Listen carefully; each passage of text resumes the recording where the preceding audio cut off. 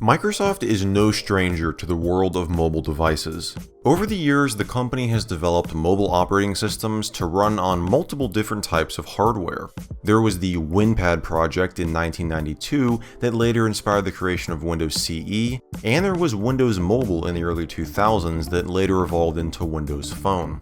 And as I'm sure most of us know, Microsoft had a version of Windows 10 that ran on smartphones, but support for it ended earlier this year. Now, all of these products had their ups and downs, and the announcement of the Surface Duo last year marks a major shift in Microsoft's mobile strategy by creating a phone that runs Android. You've probably heard of all of these products, and maybe you were a Windows Mobile user back years ago, or maybe you're anxiously awaiting the launch of the Surface Duo later this year. But today I want to talk about a lesser known line of mobile phones. One that never saw massive success, and is only remembered today as a small footnote. That product is the Microsoft Kin. And today we're going to be talking about how its 48-day existence led to one of the biggest failures in the history of Microsoft. The origins of the Microsoft Kin can be traced back to another smartphone, the much more successful Danger Hiptop. This phone was originally released back in 2002 and was sold by T-Mobile, who branded it the T-Mobile Sidekick. Danger was a company started by a few former Apple employees. One of them was Andy Rubin, who would later co-found Android Incorporated, which would be acquired by Google in 2005. Apple co-founder Steve Wozniak even served on the company's board of directors. The Sidekick was a huge success in the US and is considered to be one of the very first smartphones. It featured support for email, had a web browser, and could even send instant messages through AIM.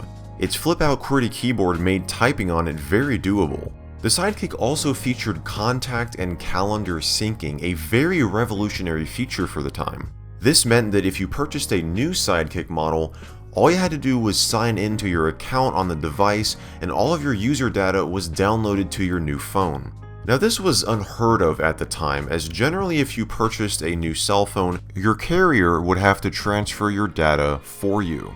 But if you were a Sidekick user in the mid-2000s, you probably remember an infamous hacking incident that was revealed in 2005. By exploiting a vulnerability in T-Mobile's servers, a hacker was able to gain access to customer data, including Paris Hilton's contact list that was later leaked online, and even emails from a Secret Service agent. But that is a story for a future video. There were multiple models of the Sidekick released throughout the 2000s, and Danger maintained a set of online services for the devices, including an app store, where you could download additional applications to the Sidekick. This expertise was extremely valuable to Microsoft when they acquired the company in 2008 for $500 million, eventually merging the development staff into the Entertainment and Devices division to work on a new project known as Project Pink, which began development earlier that year. Project Pink was the codename for the Kin line of smartphones. Microsoft knew that Danger would be a valuable asset to them in creating the Kin. The company had already created a massively successful line of phones and had experience with cloud computing since they operated many of the online services for the Hiptop. The development process took about 2 years, resulting in 2 models of the Kin being released 6 months prior to the launch of Windows Phone 7.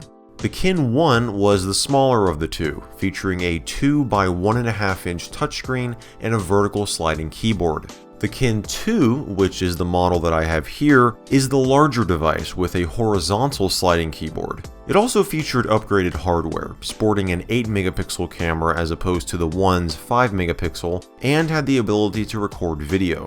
It also came with 8 GB of storage instead of 4.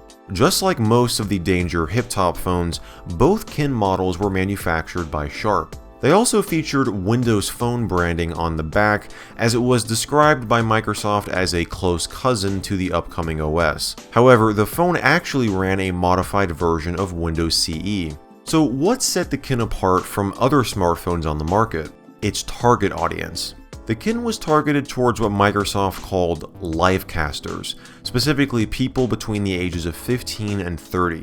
It was an ambitious concept, being heavily focused on social media, dubbed a social phone by Microsoft. And this is where Danger's expertise in the cloud computing sector really came into play. Microsoft advertised the phone as being always connected. Its home screen, known as Loop, displays the latest posts from your social media accounts. To the right of that, we have your contacts, and to the left, your applications. There's also this small green circle known as the Kin Spot that is present throughout the entire interface. You can drag things like photos to it to share with your contacts via email. All photos and videos taken on the Kin were automatically uploaded to Kin Studio, a cloud storage service. It was also heavily tied in with the Zune ecosystem. The phone synced data using the Zune desktop application and could even listen to music with a Zune Pass subscription, Microsoft's music streaming service. So why did the Kin only last for 48 days on the market? Well, for one, it didn't sell very well, due to some of the limitations and for the price. Now, the cost of the Kin itself wasn't that bad. The Kin 1 sold for $50 and the 2 for $100. But this was a subsidized price, as you had to sign a 2-year contract with Verizon, who charged the same amount of money for data plans as they did on other smartphones. Now, this doesn't seem unreasonable at first, but the Kin, even though it was considered a smartphone, it did lack certain things that most smartphones have, like a calendar and appointment application. But this was because it was specifically intended for a younger audience. But charging the same amount of money for a data plan didn't really give potential buyers an incentive to purchase the Kin over another smartphone. But this was not the only reason. Despite the Kin being social media centered, it lacked some basic social media functionality like the ability to retweet people and post images to Twitter.